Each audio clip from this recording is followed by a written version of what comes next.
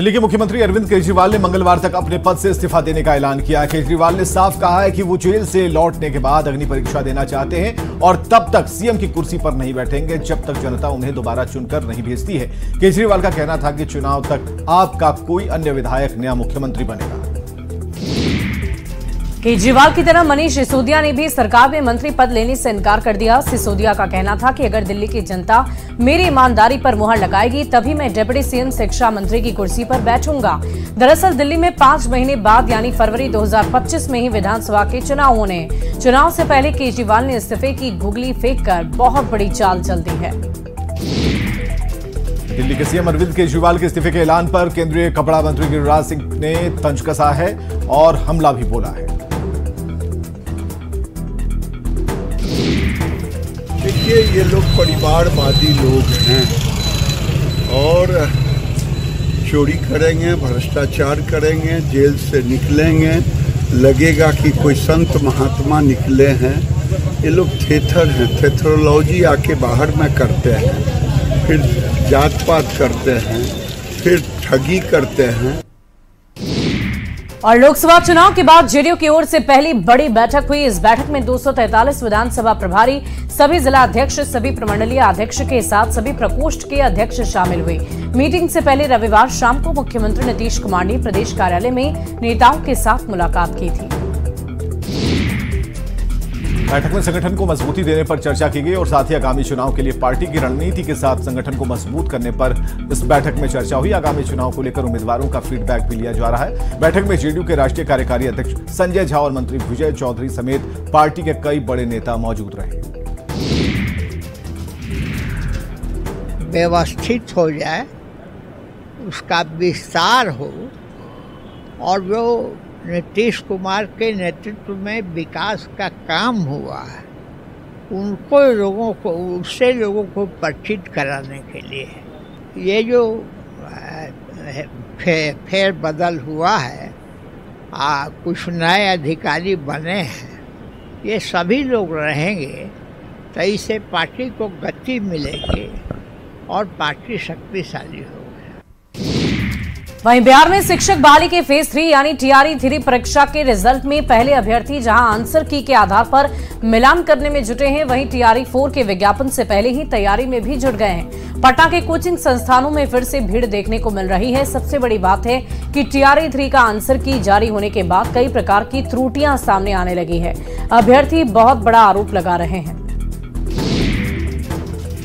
कई विषयों में सही आंसर देने के बाद भी यूपीएससी ने उसे गलत करार दिया है, जैसे कि टीजीटी के साइंस में भी कई प्रश्न के उत्तर अभ्यर्थियों ने सही जवाब उनका दिया था और आयोग ने उसे गलत कर दिया। माध्यमिक के गणित में भी एक साथ 4 प्रश्नों पर सवाल उठे हैं और सही जवाब का अभ्यर्थियों ने मिलान किया तो आयोग गलत साबित हुआ। शिक्षक बहाली की तैयारी कराने वाले शिक्षक भी आयोग से जल्द सुधार की अपील कर रहे हैं और आयोग के एक्सपर्ट्स पर सवाल उठा रहे हैं। वहीं यूपी के बहराइच में घर की छत पर सो रहे 13 साल के अरमान अली पर भेड़िए ने हमला कर दिया। घायल अरमान अली को इलाज के लिए अस्पताल में भर्ती किया। वन विभाग के तमाम इंतजाम के बाद भी महसी इलाके में लगातार भेड़िए का हमला जारी है। तो सीएम योगी आदित्यनाथ के दौरे से ऑपरेशन और भी तेज हो गया है। महसी और श्योपुर के 110 गांव में वन विभाग, पुलिस, पीएससी के जवान और जिले के कर्मचारी रोस्टर वाइज गश्त लगा रहे हैं, लेकिन भेड़िया फिर भी मौका पाते ही लोगों पर हमला कर रहा है। वहीं संगम नगरी प्रयागराज में गंगा और यमुना दोनों नदियां इस वक्त उफान पर है। एमपी, उत्तराखंड समेत देश के कई हिस्सों में भारी बारिश और बांध से लगातार छोड़े जा रहे पानी की वजह से गंगा नदी का जलस्तर बढ़ता जा रहा है। दोनों नदियों का जलस्तर डेंजर लेवल के करीब पहुंच चुका है। अगर इसी रफ्तार से जलस्तर बढ़ता जाता है तो कभी भी गंगा और यमुना डेंजर लेवल को पार कर सकती है। इस साल दूसरी बार जहां संगम स्थित बड़े हनुमान मंदिर के गर्भगृह में गंगा और यमुना नदी का जल प्रवेश कर गया था, वहीं अब तटीय इलाके में भी बाढ़ का पानी समाने लगा है। शहर के कई रिहायशी कॉलोनियों में 1 मंजिला मकान बाढ़ के पानी में डूब गया और स्नान घाट पूरी तरह से जलमग्न है। जिन सड़कों पर मोटर गाड़ियां फर्राटा भरती थी, उन सड़कों पर नावें चल रही हैं। वहीं राजधानी रांची में पिछले 48 घंटों से लगातार बारिश हो रही है, आम लोगों की परेशानियां बढ़ा दी है। राजधानी के निचले इलाके पंडा और पंचशील नगर में लोगों का घर से बाहर निकलना दुश्वार हो गया। हालत तो ये हो गई है कि मोहल्ले में मंदिर का कनेक्शन भी आम लोगों से कट गया है। स्थानीय लोगों का कहना है कि पानी में सांप है और ऐसे में घुटने भर पानी में घुसकर जाना बहुत बड़ी चुनौती है। धनबाद में लगातार हो रही बारिश ने शहर की सूरत बिगाड़ दी है। जनजीवन पूरी तरह से अस्त व्यस्त है। दामोदरपुर और श्याम नगर विनोद बिहारी चौक के क्षेत्रों में हालत बेहद खराब है। लोगों के घरों में पानी घुस गया है। सड़कें नहीं होने की वजह से बारिश का पानी नहीं निकल पा रहा। लोग किसी तरह घरों से पानी निकालकर बचने की कोशिश कर रहे हैं। पानी से परेशान लोग प्रशासन से मदद की अपील कर रहे हैं, लेकिन अब तक कोई पहल नहीं की गई। वहीं बोकारो में पिछले 2 दिनों से रुक रुक कर बारिश होने की वजह से अब असर दिखने लगा है। बोकारो के गरगा डैम का जलस्तर बढ़ने के कारण डैम के फाटक को भी खोला जा रहा है। इसको लेकर गरगा नदी किनारे जिला प्रशासन ने अलर्ट जारी कर दिया है। डैम का फाटक खुलने से जलस्तर में और बढ़ोतरी होगी। लोगों से सावधान रहने की अपील की गई है। लेवल बढ़ गया है 3 दिन में, तो थोड़ा थोड़ा हम लोग खोलेंगे उसको, जिससे कि लेवल कंट्रोल में आ जाए, क्योंकि 2-3 दिन का बारिश है। बारिश कम होगा फिर बंद करेंगे। क्या अलर्ट दिया है बोकारो वासियों को? डीसी ऑफिस में इंफॉर्मेशन जा चुका है। गाड़ी घूम के प्रचार भी की है। बंगाल की खाड़ी में बने निम्न दबाव के कारण पिछले 2 दिन से पूरे झारखंड में लगातार बारिश हो रही है। झारखंड के कई जिलों में भारी बारिश को लेकर मौसम विभाग ने रेड और येलो अलर्ट जारी किया है। गुमला में लगातार हो रही बारिश से जनजीवन प्रभावित है। सड़कों और गलियों में जलजमाव की स्थिति हो गई है। बारिश के कारण सड़कों पर सन्नाटा है। वहीं रामगढ़ में 2 दिन से लगातार हो रही बारिश से दामोदर और भैरवी सहित सभी नदियां उफान पर है। रजरप्पा मंदिर के पास पूजा सामग्री और प्रसाद की दुकानें पूरी तरह जल में बह गई है। पतरातू डैम का जलस्तर 1328 फीट आरएल पहुंचने के बाद आज सुबह डैम का तीसरा फाटक भी खोल दिया गया है। लोगों से नदी किनारे नहीं जाने की अपील की जा रही है। जमशेदपुर में भी पिछले 3 दिन से लगातार हो रही बारिश लोगों का जनजीवन अस्त व्यस्त इस वजह से हो गया है। जमशेदपुर से सटे सरायकेला के खपाली में बारिश और नाले का पानी सड़क पर आ गया है। बड़ी संख्या में लोगों के घरों में पानी घुस गया है, जिससे लोगों की परेशानियां बढ़ गई हैं। जमशेदपुर के आजाद नगर नाले पर बना जबीर पुल पूरी तरह से डूब चुका है। लोगों का दावा है कि बारिश ने पिछले कई सालों का रिकॉर्ड तोड़ा है। वहीं गिरिडीह के बनियाडी के बरवाडी सीसीएल कब्रिबाद माइंस के पास सड़क किनारे भूधसान हुआ। यहां जमीन का एक हिस्सा धंस गया, जिससे जमीन में गोफ बन गई है। लोगों का कहना है कि अवैध कोयला खनन के कारण भूधसान होती है। भूधसान के बाद ग्रामीण और राहगीरों में दहशत का माहौल है। सीसीएल प्रबंधन ने स्थिति का जायजा लिया और गोफ को भरने के निर्देश दिए। बक्सर में गंगा का जलस्तर तेजी से बढ़ रहा है। गंगा का जलस्तर बढ़ने से बक्सर का श्मशान घाट पूरी तरह से गंगा में डूब गया है। लोगों को अंतिम संस्कार करने में परेशानी हो रही है। गंगा का पानी बढ़ने के कारण लकड़ियां पूरी तरह से गंगा में डूब गई। बक्सर में पुराने शाहबाद क्षेत्र के 4 जिलों के लोग यहां पर अंतिम संस्कार करने आते हैं। धार्मिक मान्यताओं के अनुसार बक्सर के चरित्र वन शमशान घाट पर अंतिम संस्कार करने से मृत आत्मा को मोक्ष की प्राप्ति होती है, लेकिन फिलहाल गंगा का जलस्तर बढ़ने से शमशान घाट गंगा में समा गया है।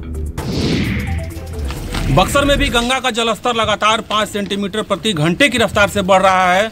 नज़ारा बक्सर के श्मशान घाट का है, चरित्र वन का है। बक्सर का श्मशान घाट धार्मिक दृष्टिकोण से भी काफ़ी महत्वपूर्ण है। लोग यहाँ अपने परिजनों का शव लेकर के पहुँचते हैं और यहाँ अगर बात करें हम शव की जो डेड बॉडी जलती है वो बिहार और उत्तर प्रदेश के हर कोने से लोग यहाँ पहुँचते हैं। नज़ारा आप देख सकते हैं किस तरह से जो गंगा का जलस्तर है वो बढ़ा हुआ है और पूरा जो घाट है वो गंगा के बढ़े हुए जलस्तर में समा गया है। यहाँ जो लोग पहुँचते हैं अभी क्या परेशानी हो रही है? सर आप आए हैं, क्या परेशानी हो रही है अभी? सर यहाँ सरकार द्वारा कोई तरह का यह बक्सर क्षेत्र जो है रामणिक क्षेत्र है और यहाँ कोई तरह का सरकार का कोई विधि व्यवस्था यहाँ नहीं है। अभी 17 सितंबर से पितृपक्ष मेले की शुरुआत हो रही है। ये पितृपक्ष मेला 2 अक्टूबर तक चलेगा। पुनपुन में पितृपक्ष मेले की तैयारियां पूरी कर ली गई हैं और मेले क्षेत्र को 3 जोन में बांटा गया है। मेले के 28 सीसीटीवी के जरिए निगरानी की जाएगी। पुनपुन नदी में बैरिकेडिंग और गोताखोर भी रहेंगे। वहीं ईद मिलाद उन नबी के जुलूस के दौरान छपरा में तिरंगे झंडे में अशोक चक्र की जगह चांद तारा लगाया गया। कोपा के मामले का वीडियो वायरल होने के बाद पुलिस ने कार्रवाई की। ध्वजा भारत संहिता 2002 सहित कई अधिनियमों के स्पष्ट उल्लंघन के मामले में केस भी दर्ज कर लिया गया है। एसपी के मुताबिक वीडियो के सत्यापन के बाद ही पता चला था कि ये वीडियो कोपा थाने की कोपा बाजार का है। फिलहाल पुलिस ने 2 आरोपी को हिरासत में लिया है। वहीं सहरसा के अलग अलग परिवार की 3 नाबालिग लड़की ने आत्महत्या की कोशिश कर ली। जानकारी के अनुसार गांव के ही 3 लड़कों ने लड़कियों के अश्लील फोटो बनाकर सोशल मीडिया पर वायरल की। तीनों लड़कियों ने जहर खाकर आत्महत्या की कोशिश की। घटना के बाद तीनों लड़कियों को नजदीक के पीएचसी ले जाया गया, जहां से उन्हें सदर अस्पताल रेफर कर दिया गया। फिलहाल तीनों लड़कियां खतरे से बाहर हैं। घटना सहरसा के फतरघर थाना क्षेत्र की है। एसडीपीओ ने मामले में कार्रवाई करने की बात कही और फिलहाल सभी आरोपी लड़के अभी पंजाब में हैं। उसी का मोबाइल से काट कर दूसरा लड़का चढ़ा रहे थे फेसबुक पर फोटो, बहुत गंदा गंदा गाना पर। तुम तीनों लड़की का फोटो वायरल कर दिया? कौन किया वायरल? 3 ठो लड़का था ना। इसमें मामला यह है कि इसी तीनों लड़की में से एक लड़की के नाम में RDX जोड़ के एक फेक फेसबुक आईडी बनाया गया था और उस पर कुछ लड़कों द्वारा इन लड़कियों का फोटो डालकर उसमें भोजपुरी एडल्ट सॉन्ग एडिट करके डाल दिया गया था, जिससे परेशान होकर तीनों लड़कियों द्वारा खेत में जाकर जहर खाया गया। सभी लड़कियां अभी सदर अस्पताल में भर्ती है, सभी खतरे से बाहर। खबर दानापुर के खगौल से, जहां थाना क्षेत्र में चोरों ने रात के अंधेरे में स्कॉर्पियो की चोरी कर ली। चोरी की पूरी तस्वीर सीसीटीवी कैमरे में कैद हुई। तस्वीरों में स्पष्ट देखा जा सकता है चोर काली गाड़ी से आते हैं, स्कॉर्पियो लेकर फरार हो जाते हैं। गाड़ी के मालिक की गाड़ी को ट्रेस करने पर नेपाल के आसपास की लोकेशन दिख रही थी, जिससे माना जा रहा है कि गाड़ी की चोरी करके उसे नेपाल भेज दिया जाता है। फिलहाल खगौल थाने में मामला दर्ज किया गया है। मामले में कार्रवाई की जा रही है। वहीं बेगूसराय में सरकारी अस्पताल से बच्चा चोरी मामले में पुलिस को बहुत बड़ी सफलता हाथ लगी। पुलिस ने नवजात बच्चे को जब्त कर लिया। सीसीटीवी फुटेज के आधार पर बच्चे को बरामद किया गया है। सदर अस्पताल के SNCU वार्ड से यह बच्चा चोरी हुआ था। दानापुर के आरकेपुरम इलाके में जमीन विवाद में मारपीट और हथियार लहराने का मामला सामने आया है। पुलिस ने इस मामले में बिल्डर और 2 बाउंसर समेत 8 लोगों को हिरासत में लिया है। पुलिस को इनके पास से 2 राइफल बरामद हुई है। फिलहाल मामले की छानबीन की जा रही है। हथियार की भी जांच हो रही है। सूचना मिली कि लेखा नगर में भूमि विवाद को लेकर 2 पक्ष आपस में लड़ रहे हैं। सूचना सत्यापन हेतु जब पुलिस टीम को भेजा गया तो ज्ञात हुआ कि वहां पर राजन सिंह नामक एक बिल्डर अपने बाउंसर के साथ हथियार लेकर खड़े थे तथा द्वितीय पक्ष से विवाद चल रहा था। जब उनसे उस हथियार के लाइसेंस की मांग की गई तो राजन कुमार द्वारा खुद का कोई लाइसेंस प्रस्तुत नहीं किया गया, न ही उनके द्वारा बताया गया कि यह हथियार किनका है। बाद में सत्यापन के क्रम में पता चला कि उस हथियार उनके पिता का था, जो कि उनके पिता के पास धारण रहना चाहिए था, जिस हेतु राजन कुमार और उनके साथ बाउंसर को थाना पर लाया गया है। दोनों पक्षों के द्वारा लिखित आवेदन दिया गया है, जिसमें प्राथमिकी दर्ज की गई है। राजन कुमार का हथियार जब्त कर लिया गया है तथा आगे न्यायिक प्रक्रिया जारी है। और राजधानी पटना में 4000 से ज्यादा डीजल ऑटो और मालवाहक चल रहे हैं, जिनका बारिश के दौरान तो कोई असर नहीं देखने को मिलता, लेकिन ठंड बढ़ने के साथ ही इसका असर हवा में दिखने लगेगा। आपको बता दें कि दानापुर, फुलवारी, मीठापुर में डीजल वाले मालवाहक का सबसे ज्यादा उपयोग हो रहा। डीजल ऑटो पर रोक लगाने के बाद भी कार्रवाई नहीं हो रही है। पटना के पुनपुन घाट हॉल्ट पर पेयजल की कोई सुविधा नहीं है। रेलवे द्वारा पेयजल की सुविधा नहीं होने के कारण स्थानीय लोग और समाज सेवकों में काफी नाराजगी है। लोगों का कहना है कि यहाँ 2-2 चापाकल हैं, लेकिन दोनों ही खराब पड़े हैं, जिसके कारण यात्रियों को परेशानी हो रही है। इतना ही नहीं, पुनपुन घाट हॉल्ट पर जगह जगह गंदगी का अंबार लगा है। समाजसेवी मधुसूदन ने राष्ट्रपति को भी लिखित आवेदन देकर साफ सफाई, पेयजल, यात्रियों के ठहरने की मुकम्मल व्यवस्था की मांग की है। महीना से जो हैंडपंप जितने भी है ना प्लेटफॉर्म पर का सभी खराब है, जिससे यात्रियों को बहुत तकलीफ होता है। और अभी तो मेला लग रहा है, मेला अवसर पर तो एकदम मस्त है जरा चापाकल का। मेरे द्वारा माननीय राष्ट्रपति महोदया से मैंने अनुरोध किया गया था कि पुनपुन पितृपक्ष मेले के आयोजन को ध्यान में रखते हुए विश्राम गृह, पेयजल, शौचालय, साफ सफाई की व्यवस्था कराया जाए। जहाँ तक सूचना मुझे दिया गया है कि सब सारी व्यवस्था कर दिया गया है, लेकिन धरती पर कोई व्यवस्था नहीं है। पुनः हम राष्ट्रपति महोदया से मैंने मांग करते हैं कि यहाँ पर व्यवस्था करें, ताकि देश विदेश से आने वाले यात्रियों को देश विदेश से आने वाले यात्रियों को अच्छा संदेश जाए। स्वच्छ वायु रैंकिंग के पटना देश भर में 14वें स्थान पर आया है। वायु गुणवत्ता के मामले में पटना की हवा कोलकाता, चेन्नई, हावड़ा, रांची से बेहतर है और साथ ही गया की हवा में भी सुधार दर्ज किया गया है। वहीं औरंगाबाद में भारी बारिश के कारण बरसाती नदी बतरी में अचानक उफान आ गई है, जिसमें घेवरा और नेवड़ा गांव के 10 ग्रामीण फंस गए। ये सभी ग्रामीण नदी के उस पार खेती देखने गए और लौटते वक्त सभी नदी के बीचों बीच फंस गए। हालांकि डायल 112 को सूचना देने पर प्रशासनिक सहायता उन तक तुरंत पहुंचाई गई और ग्रामीणों के आपसी सहयोग और सूझबूझ से उन्हें किसी तरह से बाहर निकाला गया। भागलपुर के सबौर प्रखंड के वड़साडू गांव में गंगा का विकराल रूप देखने को मिल रहा है। गंगा लगातार गांव के मकान के साथ साथ जमीन को अपने आगोश में ले रही है। लगातार तेज कटाव जारी है, तेज चल रही हवा और गंगा के जलस्तर में हो रही बढ़ोतरी के बाद कटाव और तेज है। और आज 4 घर गंगा के आगोश में चले गए। कई घर गंगा के मुहाने पर आकर खड़े हो गए। लोग मेहनत से बनाए अपने आशियाने को खुद अपने हाथों से उजाड़ने को विवश हैं। रोहतास पर्यटन की दृष्टिकोण से बिहार का सबसे उन्नत जिला है। यहाँ पर्यटन के विकास की अपार संभावनाएं हैं। ऐसे में सासाराम के ऐतिहासिक रोहतासगढ़ किला तक जाने के लिए सीएम नीतीश कुमार ने 10 साल पहले 2014 में रोपवे बनाने की घोषणा की थी, जिसका 2019 में टेंडर हुआ था। लेकिन 14 करोड़ की लागत से बनने वाले इस रोपवे के निर्माण की गति काफी धीमी है। वहीं टेंडर के 5 साल होने को है, लेकिन अब तक सिर्फ 3 पिलर ही तैयार हो सके हैं। आपको बता दें कि रोहतास जिले का ये पहला रोपवे होगा, जिसके माध्यम से लोग कैमूर पहाड़ी के ऊपर बने ऐतिहासिक रोहतासगढ़ किले तक पहुंच सकते हैं। इसके निर्माण हो जाने से पर्यटन का तेजी से विकास होगा। रांची में डेंगू की मरीजों की संख्या तेजी से बढ़ रही है। रांची सदर अस्पताल में अब तक 28 डेंगू के मरीज भर्ती हो चुके हैं, जिनमें अब भी 18 मरीजों का इलाज हो रहा है। बाकी ठीक होकर घर लौट चुके हैं। अच्छी बात यह है कि अब तक डेंगू से किसी की मौत नहीं हुई। सदर अस्पताल के डॉक्टर हर्षचंद्र ने बताया कि लगातार हो रही बारिश, कंस्ट्रक्शन के हो रहे काम की वजह से डेंगू के मच्छर ज्यादा पनपते हैं, फैलते हैं और ऐसे में लोगों को बेहद सावधान रहने की जरूरत है। सदर अस्पताल में डेंगू के लिए करीब अलग से 20 बेड रिजर्व किया हुआ है और जितना भी पेशेंट है अभी तक तो कोई कैजुअलिटी नहीं है, सारे लोग ठीक होकर जा रहे हैं। झारखंड में राज्य सरकार की अबुआ आवास योजना से लेकर केंद्र सरकार के पीएम आवास योजना की हकीकत जानना हो तो गांव का रुख करने की जरूरत होगी। रांची खूंटी की सीमा पर स्थित लोधवा पंचायत का कुलहुटू गांव निवासी सानिका सांगा के घर को देखकर आपको तरस आएगा।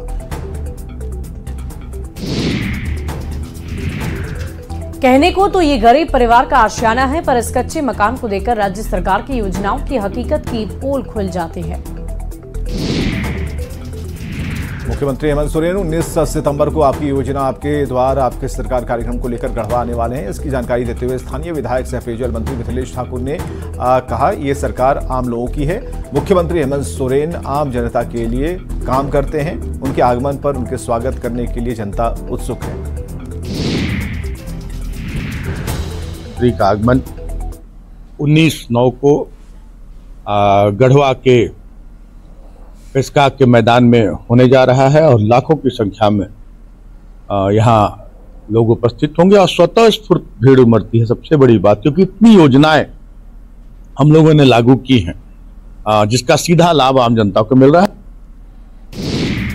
वहीं धनबाद में अपराधी दिन दहाड़े लूट फायरिंग की घटना को अंजाम दे रहे हैं। त्योहार सीजन के शुरुआती दिनों में ही अपराधियों ने बहुत बड़ी लूट की घटना को अंजाम देकर पुलिस को खुली चुनौती दे दी है। पाथरडी थाना क्षेत्र के 6 लोगों ने रिकवरी एजेंट से 8 से 9 लाख रुपए लूटे हैं। अपराधियों ने लूट का विरोध करने पर पीड़ित युवक को गोली मार दी, बैग लेकर भाग निकले। घटना के बाद इलाके में अफरा तफरी मच गई। घायल को SNMMCH रेफर किया गया। फिलहाल पुलिस सीसीटीवी खंगाल रही है। करते ही जा रहे थे, उसी बीच 6-7 लोग मिलकर ये घटना किया। हाँ, अपराधी अज्ञात है। बाइक से आए थे? हाँ, बाइक से आए थे, कुछ पैदल भी थे। इनके पास पैसा भी था? हाँ, पैसा भी था। 8 से 9 लाख के केस थे, लगभग 8 से 9 लाख का केस था। पैसा लेके भागते हैं? पैसा लेके उन्होंने सब कुछ भाग। जो है आपको पीठ पे लगी है। और कहाँ का युवक है सर? युवक झरिया का है, ऐसा सिंदरी का। और नाम क्या है सर? नाम जो है मुकुल मिश्र। और चाईबासा से बड़ी खबर आपको बताएं, तातनगर में भालू का आतंक देखा गया। भालू के हमले में एक व्यक्ति की मौत। घटना के बाद दहशत में है ग्रामीण। सुबह नदी में नहाने जा रहा था, उसी दौरान ये घटना घट गई।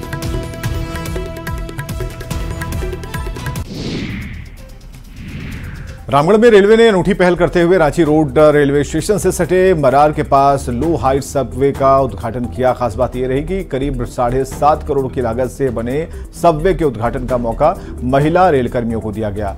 इस सबवे के बन जाने के बाद मरार, चांडी, रांची रोड समेत आसपास के 10,000 लोगों को आने जाने में सुविधा होगी। वहीं पलामू में फोरलेन निर्माण में 50 रैयत किसानों की जमीन सड़क निर्माण में जा रही है। इसे लेकर रैयत किसान लगातार आंदोलनरत हैं। न्यूज 18 की ओर से आंदोलन की खबर दिखाए जाने पर डीसी ने संज्ञान लिया और जल्द ही प्रभावित रैयतों को मुआवजा देने की बात कही है। आपको बताएं कि सतबरवा के भोगू से शंखा तक फोरलेन सड़क निर्माण कार्य हो रहा है। मामले में लहलहे मौजा के किसान लंबित भुगतान की मांग को लेकर आंदोलन कर रहे थे। और यहाँ रुकेंगे एक छोटे से अंतराल के लिए। खबरें लगातार जारी है।